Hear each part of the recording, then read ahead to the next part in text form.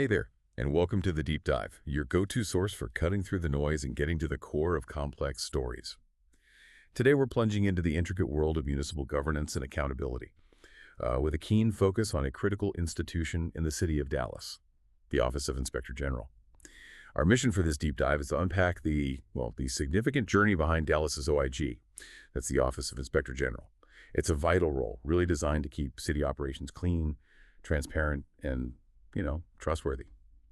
We'll explore its origins, the really strict requirements laid out for the position, and then zero in on a recent high-profile appointment, one that has sparked considerable discussion, actually, and raised some fundamental questions about adherence to the city charter. And we're going to examine how this situation came about, what its potential consequences might be, and what it signals about the ongoing challenges of upholding public trust. Yeah, and the backstory here is truly illuminating.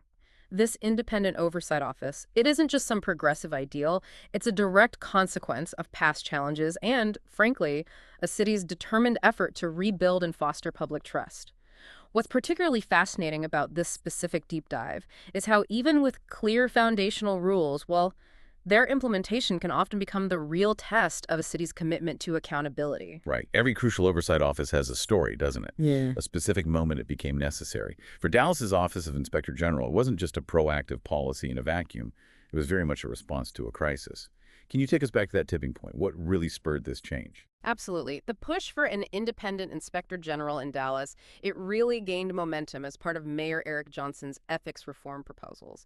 And this was a direct and pretty urgent response to a series of shocking revelations. We're talking deep-seated corruption within Dallas City Hall, which had significantly eroded public confidence, really shaken it up. A prime example, one that truly underscored the urgent need for robust, independent oversight, was the case of real estate developer Sherman Roberts.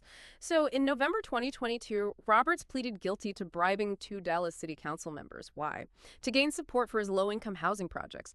He had been indicted back in 2020 for a bribery scheme involving former Mayor Pro Tem Dwayne Caraway. And for our listeners, the Mayor Pro Tem is basically the city council member who acts as mayor when the mayor's away, and former city council member Carolyn Davis. This involved their support for loans and low-income housing tax credits, crucial for his apartment developments. And look, these weren't isolated incidents. They were systemic issues. They highlighted a fundamental breakdown in ethical conduct and oversight, creating an environment where an independent watchdog became absolutely indispensable. Okay, so in the wake of scandals that significant, the City Council did initially create an Office of Inspector General back in 2021. But then, a truly critical step was taken through a citywide vote on Proposition L.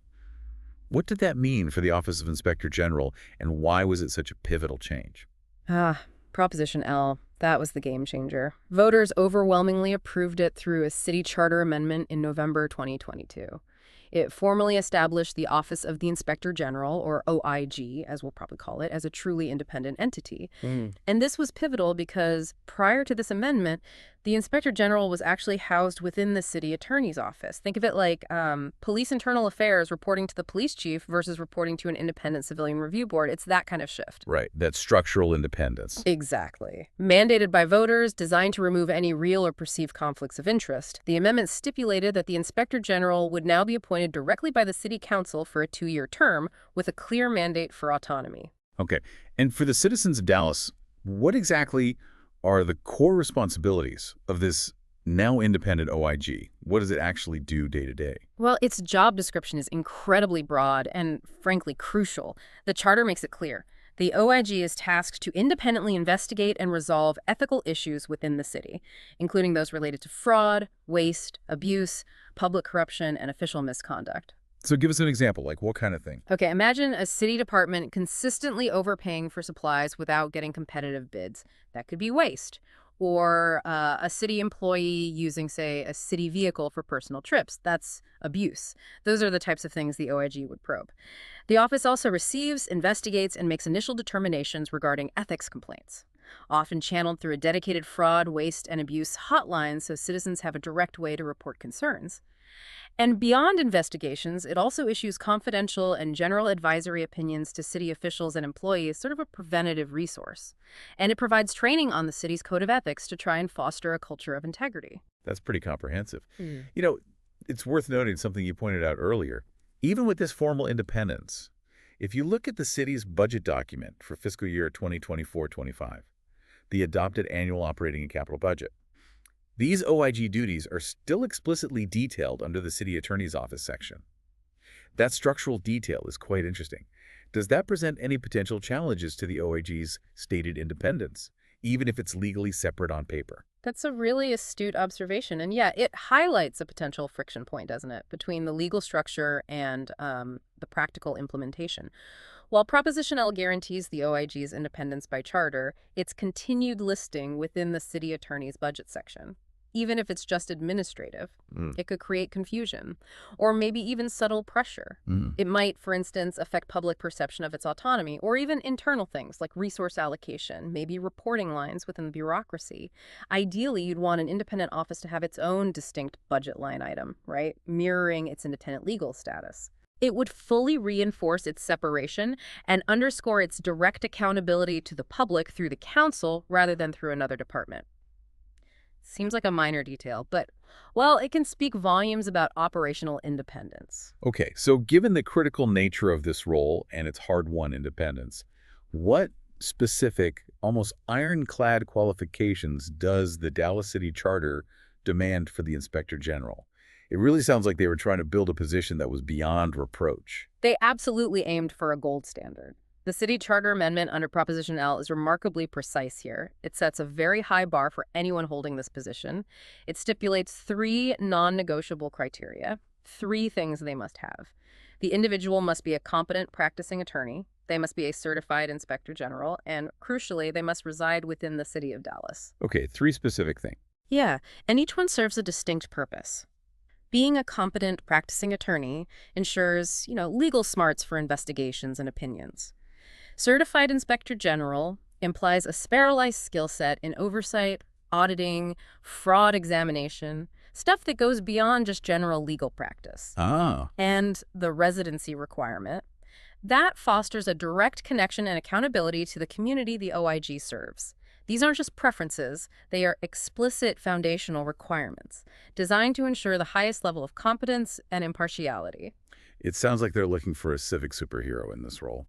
But seriously, what's the practical impact of requiring someone to be a certified inspector general specifically? Beyond just being a good attorney, does that certification imply a certain investigative philosophy or skill set? And then, once someone is appointed, what about their job security? How can an inspector general be removed? Why is that important for their independence? A civic superhero. I like that. Yes, the Certified Inspector General credential is significant. It's a specialized professional designation. It often requires specific training in areas like government auditing, investigations, ethics. It signals expertise beyond general lawyering, focusing on the unique challenges of public sector accountability. So it's about more than just law. Exactly. It means they're not just interpreting law, but understanding how to proactively identify, investigate, and prevent fraud, waste, and abuse within a complex city structure. It's about a particular philosophy of oversight, really. Now, as for job security, the Charter addresses this too. It states that the Inspector General can only be discharged by a supermajority vote, specifically 2/3 of the City Council. 2/3. And this provision, it's designed to strike a delicate balance. It gives the Inspector General enough independence to conduct thorough investigations, even politically sensitive ones, without fearing arbitrary dismissal, while still maintaining a clear line of ultimate accountability to the elected council representing the citizens. It prevents a simple majority from just ousting an OIG who might be getting too close to uncomfortable truths, Right, that makes sense. Protects their independence but keeps them accountable. So with these stringent requirements now enshrined in the city charter, the real test comes with appointments. Let's talk about who stepped into this high-stakes role most recently and, well, what's been said about it. Okay. On June 11, 2025, Mayor Eric Johnson announced that Dallas had hired Timothy Menke as the new Inspector General. This appointment followed a series of special sessions where the City Council interviewed candidates. That was June 9th and 10th. Now, here's where the situation gets complicated and has generated, frankly, significant public concern. It's important to understand the context we just discussed. The city charter explicitly requires the OIG to be a competent practicing attorney and a certified inspector general. Those aren't suggestions.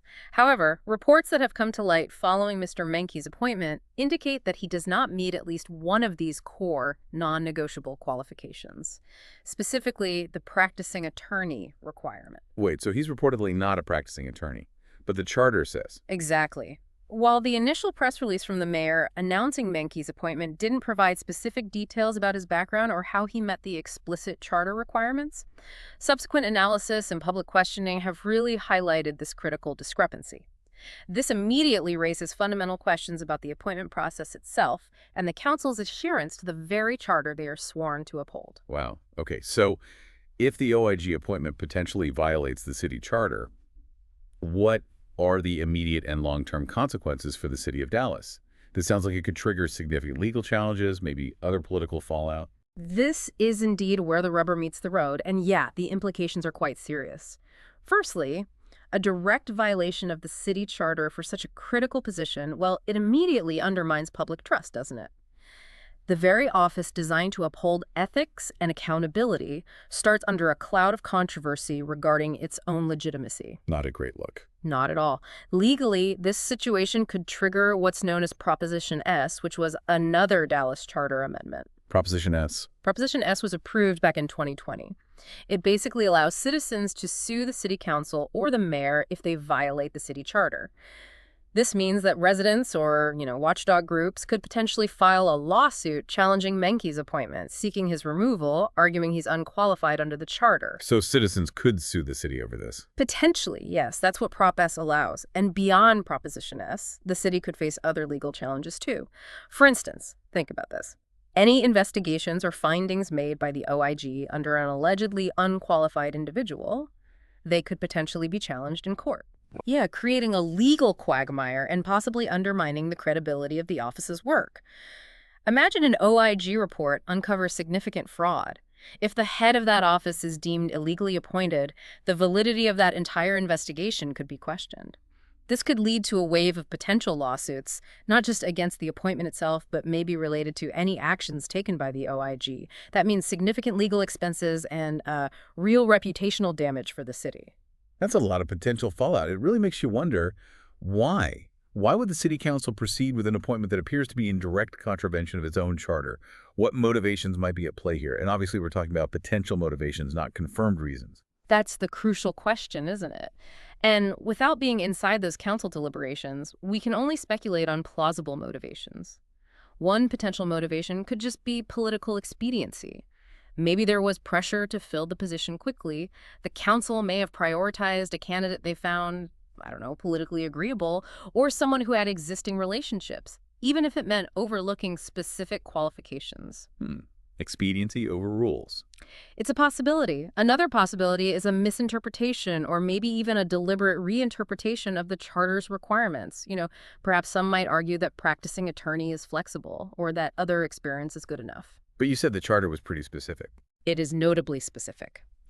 Which leads to a third possibility, which is, more concerning. It might involve a desire to install an inspector general who is perceived to be less aggressive, maybe less independent. If the goal is to have an oversight office that's more amenable to the existing power structures, appointing someone whose qualifications could be challenged might serve to diminish the office's perceived strength and authority right from the start. A subtle way to weaken the watchdog. It could be a subtle way to curb the OIG's investigative reach without overtly disbanding the office. Like I said, these are speculative scenarios, but they highlight the inherent tensions that can pop up between political will and the strict letter of governance documents, especially when oversight is involved. That's a fascinating and, sobering thought. Given these potential motivations and the immediate challenges, what does this all mean in the bigger picture? Dallas chose this specific independent model for its OIG, but this recent development throws a wrench into that ideal, doesn't it? How does Dallas's approach in its current situation compare to how other major cities in Texas handle similar oversight and ethical issues? Right, connecting it to the bigger picture. We find a pretty distinct range of approaches across major Texas cities. And Dallas's current predicament adds a unique layer to that comparison. For example, Houston also has an inspector general, but its office operates directly under the city's legal department. So less independent than Dallas's model, at least on paper. Potentially. While it conducts investigations, its operational independence, especially from the legal department, can be perceived differently compared to Dallas's charter-mandated independence. Houston's model maybe prioritizes legal consistency, integration, but might face questions about truly independent investigation. Austin, on the other hand, they have an ethics and compliance division, also within its legal department. But this division mainly focuses on ethical guidance, compliance training. It doesn't really conduct investigations into fraud or misconduct in the same robust way Dallas's OIG is chartered to do. More proactive, less reactive investigation. Kind of. Then you've got San Antonio, which has an Office of Municipal Integrity. Now, this office explicitly handles issues of fraud, waste, and abuse, aligning more closely with the investigative scope of Dallas's OIG, though its specific reporting structure might vary. Okay, so Dallas isn't alone in having this kind of office, but its independence was meant to be a key feature. Exactly. What's particularly striking here is that Dallas, especially after its history with corruption, went to great lengths, with Proposition L, to establish a robust and explicitly independent oversight office via a voter-approved charter amendment. It really emphasized the city's proactive stance on accountability. However, if these reports about the current OIG lacking charter-mandated qualifications are accurate, it suggests a significant disconnect between the intent of the charter and its actual execution. Right, the rules versus the reality. And that could send a worrying signal about the city's commitment to its own ethical framework, especially when you compare it to other cities whose models may be less independent on paper, might be more consistent internally. It raises the question, is it better to have a less independent but consistently applied model, or a highly independent model that struggles with adherence to its own foundational rules?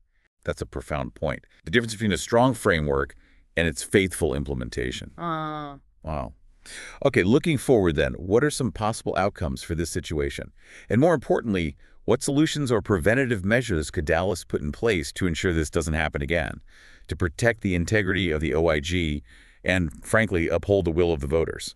Well, the immediate outcomes could range quite a bit. You could see citizens filing a Proposition S lawsuit, forcing a legal challenge to the appointment. There might be political pressure on the council to revisit the appointment, maybe a revote, maybe even starting a whole new search process.